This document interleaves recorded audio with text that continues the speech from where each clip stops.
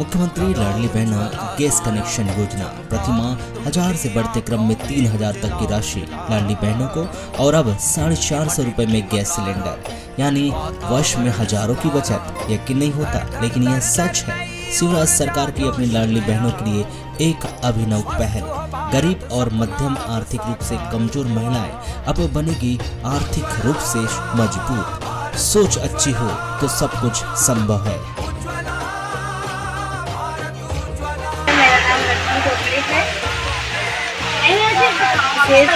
मुख्यमंत्री भैया गैस 450 में दिए तो हमें सारे चीज का लाभ मिल रहा है। बहुत परेशानी होती थी चूल्हे में खाना बनाने का, इसलिए आपने गैस सस्ती करने में बहुत धन्यवाद।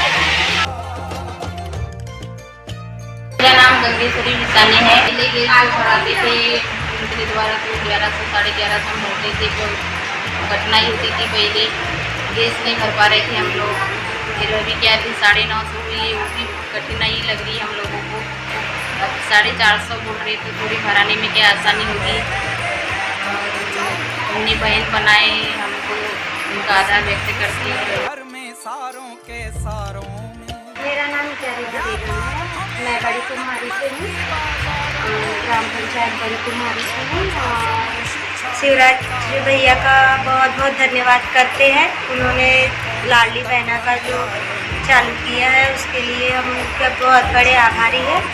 और जो गैस सिलेंडर हम लोग को बहुत महंगा मिलता था, 1150 का मिलता था, आज उन्होंने 400 का किए हैं, उसके लिए भी मैं बहुत बहुत धन्यवाद करती हूँ।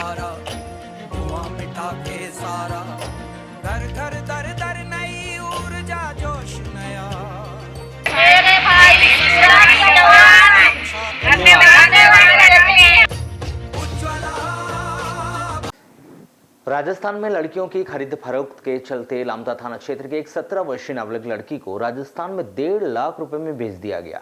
इस खरीद फरोख्त का खुलासा उस समय हुआ जब यह नाबालिग लड़की राजस्थान से भागकर अपने घर पहुंची, जिसके बाद लड़कियों के इस खरीद फरोख्त के मामले में पूर्व जिला पंचायत सदस्य मंजू इके और उसके पति जमील कुरैशी लामता निवासी के नाम इसमें सामने आया है। लामता पुलिस ने इस नाबालिग लड़की का अपहरण और दुष्कर्म करने के मामले में पूर्व जिला पंचायत सदस्य मंजू इके और उसके पति जमील कुरैशी और इस नाबालिग लड़की को खरीदने वाले व्यक्ति मुकेश ग्राम फुलेरा निवासी के विरुद्ध अपहरण और दुष्कर्म के आरोप में अपराध दर्ज कर जांच शुरू कर दी गई।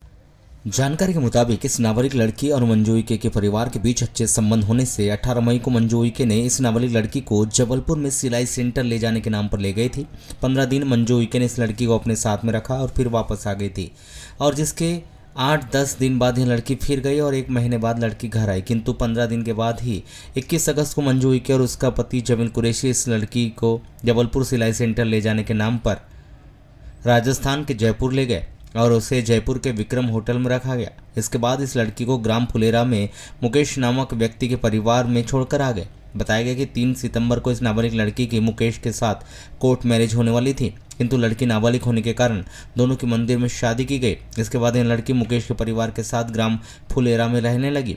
शादी के बाद मुकेश ने इस लड़की के साथ शारीरिक संबंध बनाए। यह लड़की फुलेरा में 12 से 13 दिन रही। 17 सितंबर की रात्रि यह लड़की फुलेरा से भाग खड़ी हुई और 19 सितंबर को अपने घर पहुंची। इस लड़की के ग्राम फुलेरा से फरार होने के बाद इस लड़की के पास से पूर्व में मिले फ़ोन नंबर से मुकेश की बहन ने इस लड़की को घर में संपर्क किया और बताया कि इस लड़की को मंजू इके और उसके पति जमील कुरैशी ने बेच दिया था और उसकी शादी मुकेश से कर दिया गया था। इसके बाद यह लड़की धोखा देकर घर से भाग गई है। यह भी बताया कि इस लड़की को 1.5 लाख रुपए में बेचा गया था। इस नाबालिग लड़की ने घर में पहुंचकर अपने माता पिता को अपनी आपबीती सुनाई और ग्रामीण जनों के सहयोग से 27 सितंबर को रिपोर्ट दर्ज करने के लिए लामता पुलिस थाना पहुंची।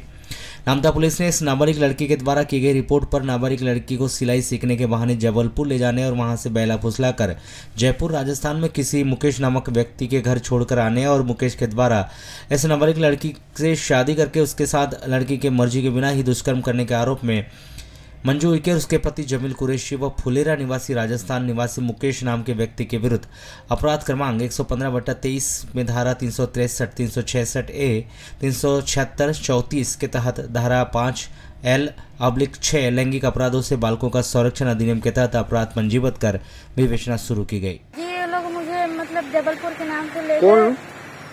मंजू इके। और और उसके बाद है तो मुझे नहीं, मंजू की अकेले लेके गई कि और उसके कुछ? हस्बैंड थे जमील कुरैशी। अच्छा, ये दोनों आपको सिलाई सेंटर के नाम से ले गए थे? हाँ जी। अच्छा, जबलपुर के नाम से ले गए, सीधे कहाँ ले गए आप? जयपुर। जयपुर ले गए। जी तो कहाँ रखे थे आपको जयपुर में? जी, होटल में रखे थे, विक्रम होटल। अच्छा, कितने दिन रहे आप विक्रम होटल में? जी 15 दिन। अच्छा, उसके बाद फिर आप वापस आ गए। फिर तो आपको सिलाई सिखाए नहीं सिखाए उनने? जी नहीं। सिर्फ ले जाके होटलों में रखते थे आपको ना? जी उसके बाद क्या क्यों हुआ? जी, फिर वापस मतलब गांव से वापस जब जयपुर बुला लिए, मतलब ये लोग के साथ चली गई मैं जयपुर। अच्छा, तो फिर वहाँ पे 2 दिन रहे जयपुर में। उसके बाद है तो वहाँ क्या बोलते फुलेरा में ले गए मेरे को। फिर वहाँ पे मुझे छोड़ दिए और ये लोग वापस आ गए। तो आपने अपने माँ बाप को कोई फोन वोन किए नहीं किए थे उस समय? जी नहीं। अच्छा, तो आप वहाँ से कैसे आए हैं? जी मैंने मतलब वो मुकेश नाम का लड़का, उसके फोन से मैंने कॉल की थी 1 बजे रात को। किसको? मंजूरी थी। अच्छा, तो क्या बोली मंजू के? जी की बोलने लगी, मैंने बोली कि है तो मुझे यहाँ से लेने आओ वरना मैं यहाँ से भाग जाऊंगी और तुम्हारे ऊपर पुलिस केस कर। ये तो जी उसी रात को आ गए और मुझे उठा लिया वहाँ से। अच्छा, तो आप फिर यहाँ अपने घर में कब आए? जी मैं आई 19 तारीख को। 19 तारीख सितंबर को? जी। अच्छा, उसके बाद आप FIR कब की है? जी कल। सच है, लेकिन ये जो उन्होंने मेरे ऊपर जो आरोप लगाया है वो पूरी तरीके से निराधार है। और मैं ये कहना चाहूँगी कि उसके घर के जो उसके माता पिता हैं, सभी की मर्जी से वो लड़की गई है। लड़की की मर्जी से लड़की ने खुद मेरे पास आकर प्रस्ताव रखी और घर वालों से पूछकर प्रस्ताव रखी। उसके बाद मैं उसके घर गई थी। मैं उसके घर खुद 2-3 बार गई हूँ उसके माता पिता से चर्चा करने के लिए कि देखो ऐसी ऐसी बात है और ऐसा बोल रही है। और जब मैं यहाँ पे आई तो उस लड़की ने मेरे को बताई कि बोले देखो मेरा जबलपुर में काम नहीं है, लेकिन कोई राजस्थान का कोई लड़का है जिससे मेरा कांटेक्ट है और मैं वहाँ जाना चाह रही हूँ, तो आप मेरे को सपोर्ट करो। चूँकि उस लड़की के बहुत सारे लोगों से संबंध थे। मैंने उस लड़की को डांटने के पर्पस से उसके घर में गई थी, है ना। तो उन्होंने ये भी आरोप लगाया कि आप मुकेश नामक लड़के को 1.5 लाख रुपए में उन्होंने बेची। नहीं, ये गलत बात है। वो तो अब ऐसा है कि आरोप लगाने वाले कुछ भी आरोप लगाते हैं। जो भी अगर आरोप लगाएं तो सच क्या है और गलत क्या है वो तो सब सामने आ जाएगा। नहीं, जब लड़की की शादी हुई तो उस समय आप भी वहाँ मौजूद थे? नहीं, तो उस समय मैं मौजूद ऐसी थी कि लड़की की मर्जी से सब कुछ हुआ है। लड़की इतनी छोटी सी नहीं। लेकिन आपको तो मालूम था ना कि लड़की नाबालिग है?